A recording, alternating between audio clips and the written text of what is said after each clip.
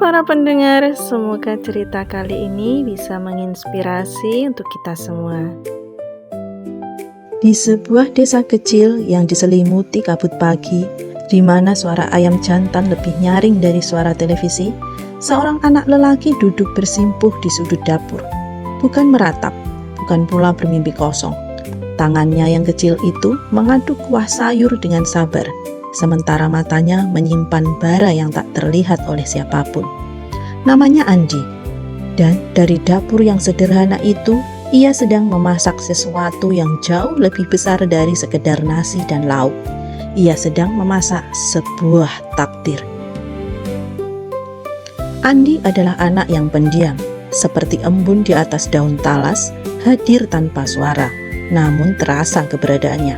Setiap pagi, sebelum matahari sempat mengeringkan embun, ia sudah sibuk menyapu halaman, mencuci piring, dan membantu sang ibu menyiapkan sarapan. Tidak ada keluhan yang keluar dari bibirnya, tidak ada wajah yang cemberut. Ia bergerak seperti air sungai, tenang, tetap mengalir, dan selalu menuju ke tempat yang lebih jauh. Ibunya, Hartini, adalah perempuan yang tangannya lebih keras dari kayu, tapi hatinya lebih lembut dari kapas. Setiap hari, setelah semua pekerjaan rumah beres, jemarinya yang terampil mulai menari di antara bilah-bilah bambu, menganyam, merangkai, menyulam harapan ke dalam setiap ikatan. Kerajinan anyaman bambu itu bukan sekedar dagangan yang dibawa ke pasar, melainkan peluh dan doa seorang ibu yang ingin memastikan anaknya tidak tidur dengan perut kosong. Ayah Andi berangkat ke sawah saat fajar belum sempurna, pulang saat bintang mulai berjaga. Tubuhnya yang dibakar matahari adalah saksi bisu dari cinta yang tidak pernah diucapkan dengan kata-kata indah, namun dinyatakan dengan setiap tetes keringat di atas tanah yang ia bajak. Keluarga ini miskin dalam harta, namun kaya dalam sesuatu yang tidak bisa dibeli di pasar manapun, yakni ketulusan dan kebersamaan. Namun, dunia anak-anak tidak selalu seindah kicauan burung di pagi hari. Di sekolah, beberapa teman menjadikan Andi sebagai sasaran cibiran.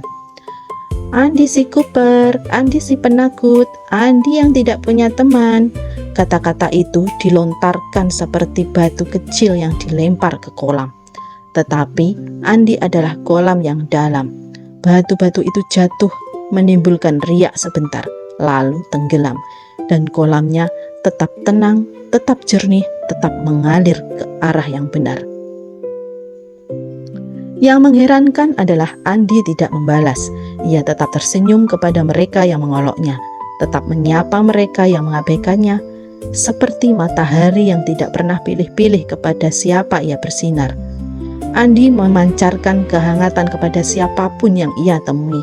Para guru melihat sesuatu di dalam diri Andi yang tidak dimiliki banyak murid lain. Bukan sekedar kepintaran, melainkan ketangguhan jiwa yang langka. Di dalam kamar kecil yang dindingnya berbahan papan, Andi menyimpan sebuah impian yang terlalu besar untuk ruangan itu, namun tidak terlalu besar untuk hatinya. Setiap malam, sebelum matanya terpejam, ia berbisik kepada Tuhan dengan sungguh-sungguh, memohon jalan, memohon kekuatan, memohon agar cita-citanya untuk masuk universitas ternama bukan sekedar angan yang mengambang di langit-langit kamarnya.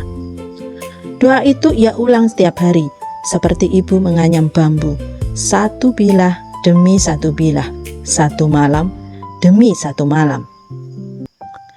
Sementara anak-anak seusianya bermain hingga senja, Andi duduk di meja belajarnya yang terbuat dari kayu bekas. Lampu belajarnya yang redup menjadi saksi betapa ia mengulang pelajaran, mengerjakan soal-soal latihan, dan tidak jarang tertidur di atas buku.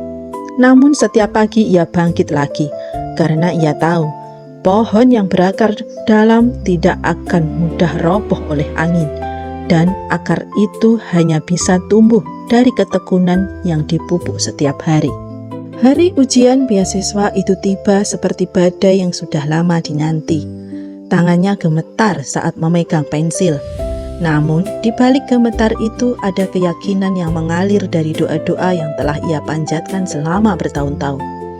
Satu persatu soal ia jawab dengan tenang, seperti penganyam yang tidak tergesa-gesa meski pesanan sudah menunggu. Dan ketika hasilnya diumumkan, nama Andi terpampang di sana, bukan di bagian bawah, melainkan di barisan yang paling atas. Beasiswa penuh, universitas ternama di kota, mimpi itu bukan lagi mimpi. Hartini menangis, bukan tangis pilu, melainkan tangis yang selama ini sudah ia tahan di balik setiap anyaman bambu yang ia rajut. Tangan kasar sang ayah menggenggam bahu Andi tanpa kata, karena ada kebanggaan yang terlalu besar untuk diucapkan. Hanya bisa dirasakan lewat cengkraman jari-jari yang pernah lelah membajak sawah. Malam itu, rumah sederhana mereka terasa seperti istana, bukan karena ada yang berubah dari dindingnya, melainkan karena ada cahaya baru yang meneranginya dari dalam. Kota menyambut Andi bukan dengan bunga dan tepuk tangan, melainkan dengan keramaian yang asing dan kesepian yang menusuk. Di antara gedung-gedung tinggi yang menjulang seperti raksasa, Andi merasa seperti benih kecil yang baru saja ditanam di tanah yang belum ia kenal. Namun benih itu membawa embun dari kampung halamannya, yaitu doa dari ibu, peluk ayah, dan bara cita-cita yang tidak pernah padam meski ditiup angin sekeras apapun. Tidak ingin menjadi beban bagi orang tuanya, Andi mencari pekerjaan sambilan. Ia menjadi pelayan kafe di pagi hari, tutor les privat di sore hari, dan mahasiswa teladan di malam hari. Lelah? Tentu saja. Namun Andi telah belajar sejak kecil bahwa lelah adalah harga dari sebuah mimpi. Dan harga itu tidak boleh dicicil, harus dibayar tunai dengan kerja keras setiap harinya. Setiap liburan tiba, Andi pulang, bukan untuk beristirahat dari kelelahan kota semata, melainkan untuk mengisi ulang dirinya dari sumber yang paling murni, rumah. Ia kembali membantu ibu mencuci, memasak, bahkan duduk bersama menganyam bambu seperti dulu. Di sanalah ia menemukan bahwa kemewahan sejati bukan terletak pada apartemen mewah di kota, melainkan pada senyum ibu yang menyambut di pintu dengan celemek di pinggang dan tangan yang berbau masakan. Di tengah badai kehidupan kota, satu hal yang tidak pernah Andi tinggalkan adalah ibadahnya. Seperti akar yang mencengkeram bumi saat pohon diterpa angin, ibadah adalah fondasi yang membuat Andi tidak tersungkur saat tekanan dunia terasa seperti hendak menghancurkannya. Ia percaya bahwa semakin tinggi seseorang mendaki, semakin kencang angin yang berhembus, dan hanya mereka yang berakar kuat yang mampu berdiri tegak di puncak tanpa terjatuh. Hari wisuda itu datang seperti fajar setelah malam yang sangat panjang. Andi berdiri di atas panggung dengan toga di kepala dan air mata yang ditahan keras-keras di balik senyumnya. Di barisan penonton, Hartini dengan baju terbaiknya yang disetrika malam sebelumnya menggenggam tangan suaminya erat-erat. Dua orang tua yang tangannya pernah kasar oleh bambu dan tanah sawah kini menyaksikan buah dari setiap doa yang pernah mereka panjatkan di dini hari. Andi kini bekerja di sebuah perusahaan bergengsi di kota, menduduki posisi yang banyak diimpikan orang. Namun ia tidak pernah lupa dari mana ia berasal.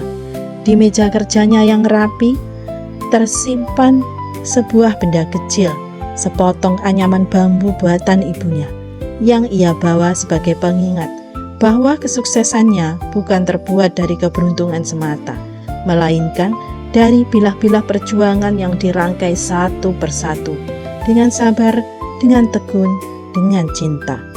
Seperti anyaman bambu itu, setiap helainya lemah jika berdiri sendiri.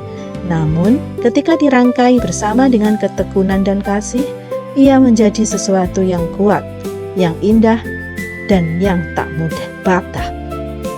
Dari cerita ini, kita tahu bahwa mimpi tidak pernah terlalu besar untuk anak yang mau bekerja keras dan tidak pernah berhenti dalam berdoa.